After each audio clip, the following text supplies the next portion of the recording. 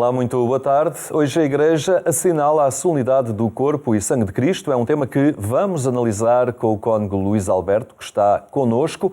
Mas, para já, olhamos à atualidade religiosa com destaque para a Semana do Papa. Cari fratelli e sorelle, buongiorno.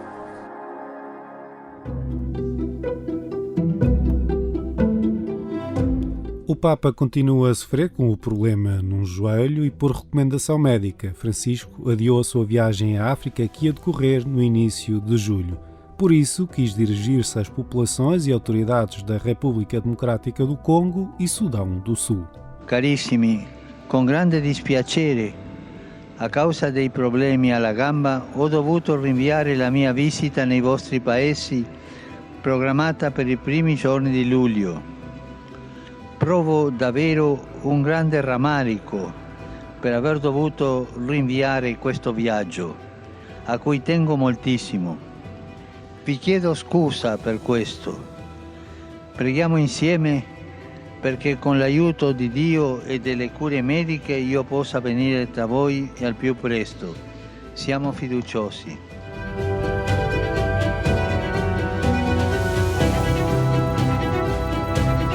Uma pobreza que mata.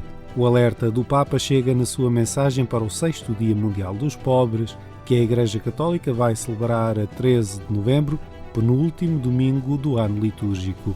Depois da pandemia, é a guerra que vem agora agravar a situação dos mais vulneráveis. Quando l'unica legge diventa il calcolo del guadagno a fine giornata, allora non si hanno più freni ad adottare la logica dello sfruttamento delle persone. Gli altri sono solo dei mezzi.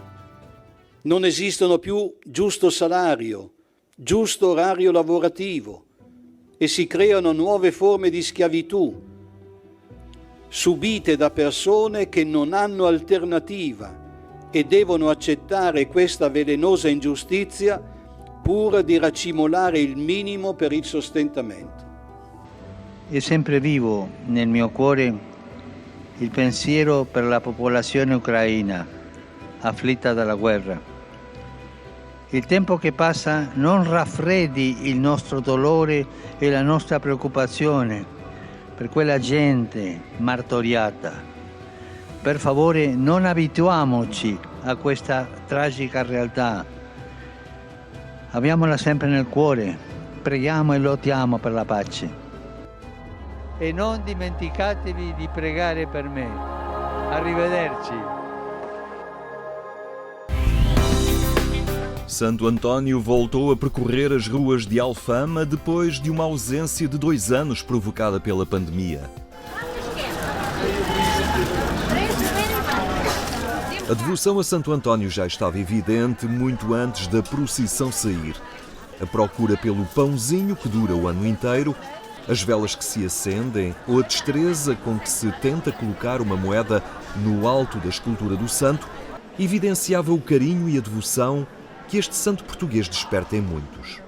San Antonio para mí de toda la vida, para el trabajo, para la salud, para el amor. Y hace 16 años que vengo acá a Lisboa y siempre trato de estar los 13 para agradecer, siempre. A universalidade de um santo que atrai peregrinos de todo o mundo, mas desta vez a imagem de Santo António saía da sua igreja após 2 anos de interregno pandémico. O jovem António, que ainda era com o nome de Fernando, depois batizado na Sé, digamos aqui viveu a sua juventude e de alguma maneira também por esse facto é que também Santo António foi proclamado patrono da Jornada Mundial da Juventude. Esta é uma manifestação de fé que cativa a cidade de Lisboa e envolve o município cujas autoridades participam sempre neste passeio de Santo António. Acho que as procissões vivem-se por dentro, não é? É bonito por fora, é bonito estar em comunhão com as pessoas que fazem só a festa, com as pessoas que são crentes, com as pessoas que não são crentes, com os turistas, com as pessoas desta freguesia, desta zona. Mas para quem é crente vive sempre tudo isto com um sentido de festa, mas também de grande comunhão e, sobretudo, de grande gratidão. Esse é um momento muito emocionante, não é? Porque a nossa cidade também é isto, é realmente a devoção, é a capacidade que os lisboetas têm de se unir e, sobretudo, é esta grande figura que é Santo António, não é? Que marca toda a nossa cidade e marca a história de Portugal. Um homem cujas realmente as suas características eram a humildade, a resiliência, falava muito da paciência, de coisas que hoje são tão importantes no mundo em que vivemos, que é um mundo muito rápido, em que avançamos de ponto para ponto, com o digital, com estas redes sociais, e eu penso que essa inspiração de um santo que, para além disso, era um homem bom, é muito importante para a nossa sociedade e muito importante para nós. O cortejo de fé e devoção voltou às ruas de Alfama, num itinerário em que os sinais evidentes da festa popular dos últimos dias conviviam agora com a presença devocional do Santo de Lisboa.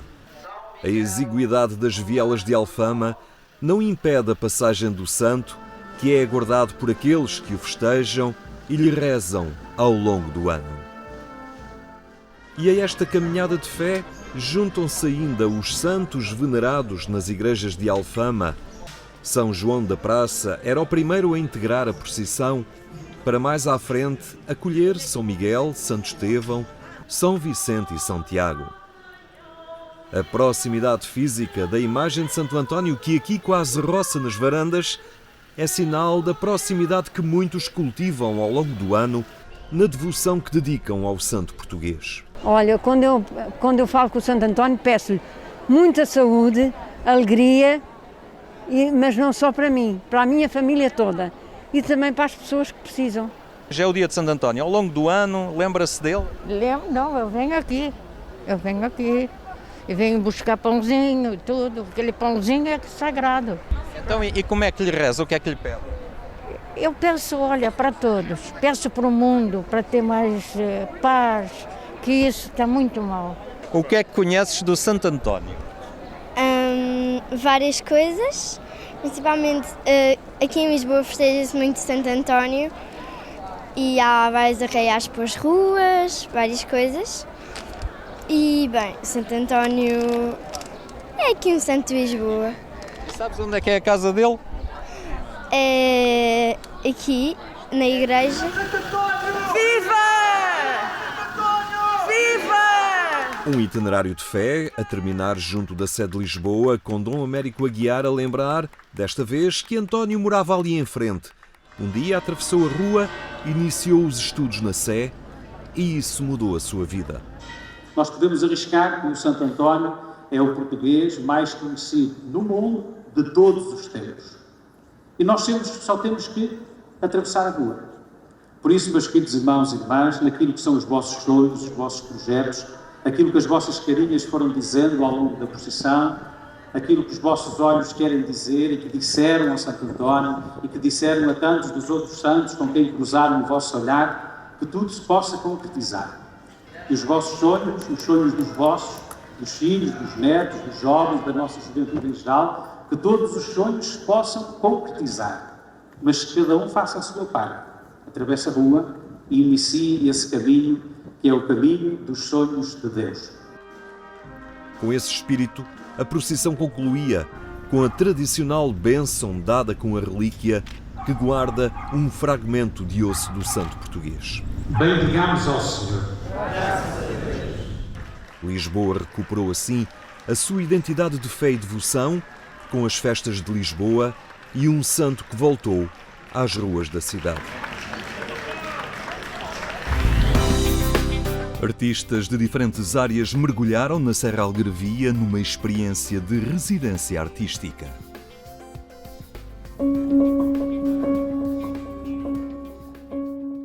Este não é o Algarve turístico habitual. Aqui não há praia e os estrangeiros que por aqui passam não permanecem. Transitam, visitam e partem rumo a outro destino. Contrariando este trânsito, 4 artistas decidiram permanecer em Cachopo, numa residência artística. O que é isto, uma residência artística? Isto é um bocado difícil explicar o que é uma residência artística, porque cada um faz a residência artística. É vir para um sítio diferente daquele que estamos habituados.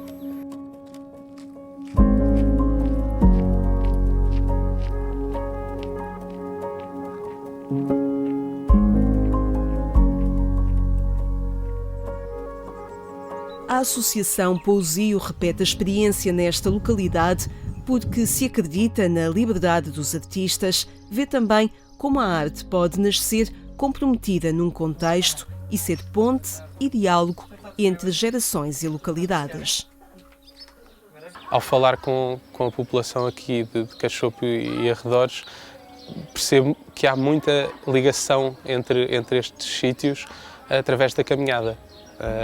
Eu adorei esta experiência de estar fora do nosso sítio onde vivemos, onde trabalhamos e com um grupo de artistas, neste caso somos todos da mesma geração, em que estamos muito focados a trabalhar e mesmo quando não estamos a trabalhar, estamos a partilhar experiências, visões, tem sido muito enriquecedor.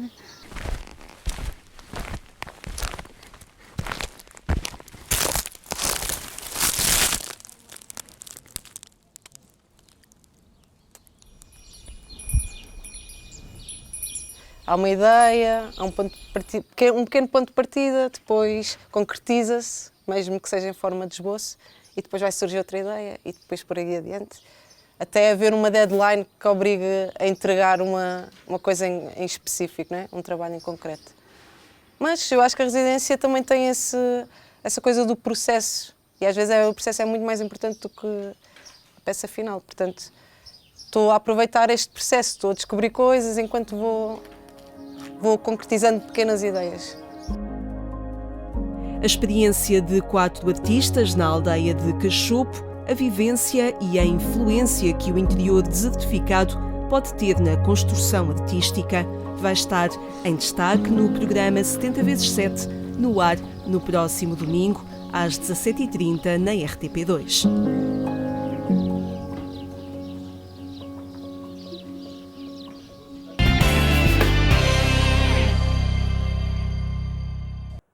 São temas que pode acompanhar em agência.eclésia.pt, o portal informativo da Igreja Católica. Agora, a solenidade litúrgica que marca o dia, o Corpo e Sangue de Cristo, uma manifestação religiosa centrada na figura de Cristo presente na Eucaristia. Está connosco o cônego Luís Alberto, que é pároco da Igreja de Nossa Senhora de Fátima, Lisboa. Integra também a comissão organizadora desta procissão na cidade de Lisboa. Muito boa tarde, obrigado por estar aqui entre nós. Esta é uma solenidade, uma festividade na Igreja com um grande historial. Tem um passado já longo. No entanto, o núcleo central que a motiva é um fulcro na vida e da missão da Igreja, é muito focado esta solenidade na Eucaristia. Sim, nós quando celebramos a Eucaristia estamos a celebrar a centralidade da vida cristã. A nossa fé, mais do que um conjunto de verdades, mais do que um código moral, um código de conduta, é uma vida de relação com Deus. E essa relação com Deus parte desta certeza de que Ele está de facto connosco. Acompanha-nos desde sempre, tenhamos ou não consciência disso, mas de forma muito palpável, muito visível e, para nós, os nossos olhos, no sacramento da Eucaristia. A centralidade da vida cristã vive desta certeza do amor de Deus por nós, manifestado na paixão, morte e ressurreição do Senhor e naquele sacramento que Ele deixou exatamente para fazermos em sua memória e termos sempre presente esta realidade. Porque o amor de Deus por nós é também a proposta de vida, a proposta do amor que Deus quer para nós. E por isso, para nós celebrar a Eucaristia, fazemos-lo na Páscoa, de forma solene, todos os anos, fazemos-lo depois naquele ritmo semanal do domingo, fazemos-lo no ritmo diário para aqueles que o podem e conseguem fazer.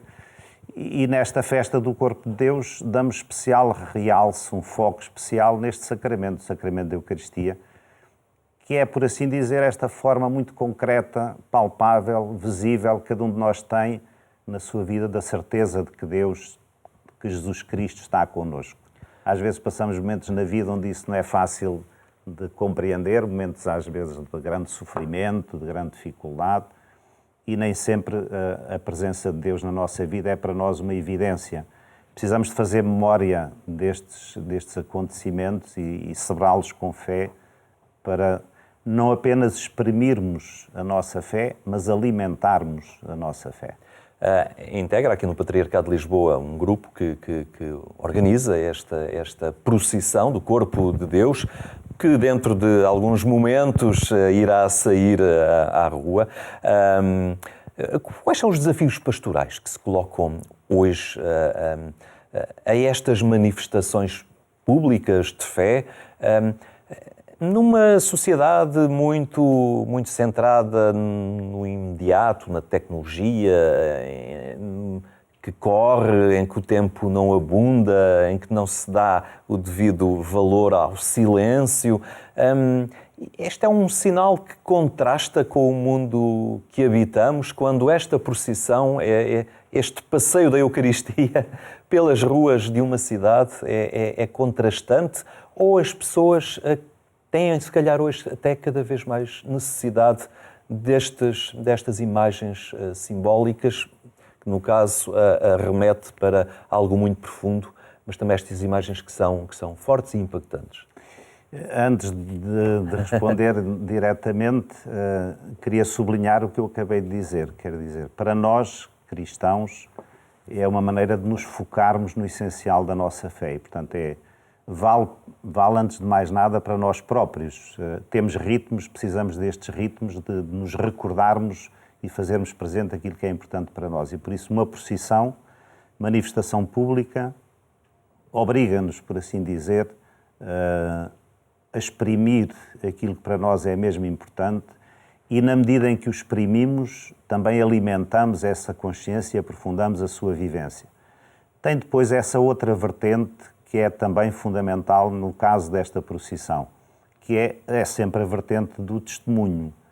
O testemunho passa muitas vezes pela palavra, e durante a procissão nós temos um particular cuidado e gastamos muito dinheiro com isso, em que durante aquela hora e meia, mais ou menos, que a procissão demora, seja um tempo que convida ao silêncio, não apenas ao espetáculo de se ver passar qualquer coisa que passa na rua, mas à meditação, à oração. Em todo o percurso da procissão se consegue ouvir os cânticos, as meditações, as orações que vão sendo feitas, enfim, tudo o que permite criar ambiente para que esse recolhimento interior possa acontecer. É necessário um silêncio exterior para haver recolhimento interior. Isto está garantido da parte dos crentes, da parte de quem vai participar, com o sentido de querer, de facto, fazer daquele momento forte de vivência da sua fé. O que temos observado nos anos em que temos realizado esta procissão ali no Largo com partida da Sé às 5 da tarde e depois a chegada à Sé às 6h30 com a benção do Santíssimo, o que temos observado nos anos em que eu tenho estado, já são bastantes nesta organização, é que, de facto, o silêncio e o espírito, o ambiente de oração que vai naquela mole imensa de gente que costuma estar presente e acompanhar a procissão, acaba por contagiar, digamos assim, aqueles que são muitas vezes até surpreendidos pela passagem da procissão e que de alguma forma é assim, quando nós entramos numa sala, se está toda a gente a falar, nós também falamos todos. Se está toda a gente calada, o primeiro movimento é também ficarmos calados a perceber o que é que se passa, não é? Ali é um bocadinho, de repente, irromper assim uma grande procissão que vale sobretudo também por aquela dimensão que a multidão que a acompanha faz, que deixa expectante e não digo que haja ali conversões, ninguém sabe nada disso. Nunca se sabe bem acontece no coração de cada um. Mas agora que toca e que as pessoas respeitam e que ficam...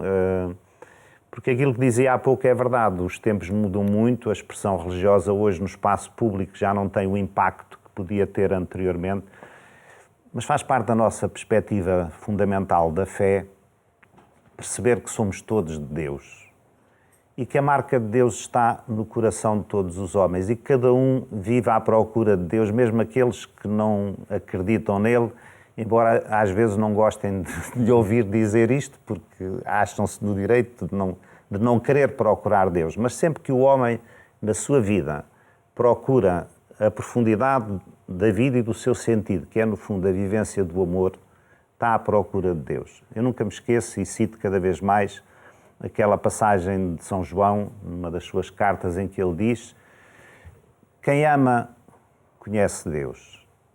Quem não ama, não conhece Deus. Quem não ama, não conhece Deus, mesmo que saiba fazer grandes discursos teológicos como aqueles que eu estou agora aqui a fazer, não é? Não conhece Deus, se não amar.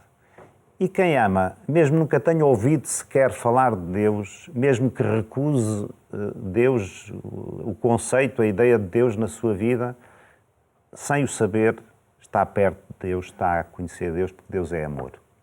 E este dia é também uma interpelação, desde logo em primeiro lugar, para os crentes, para a comunidade dos fiéis,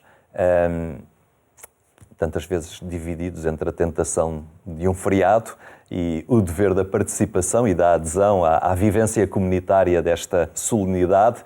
É também uma interpelação à participação nestes momentos. Sim, eu usou aí uma palavra importante, o dever.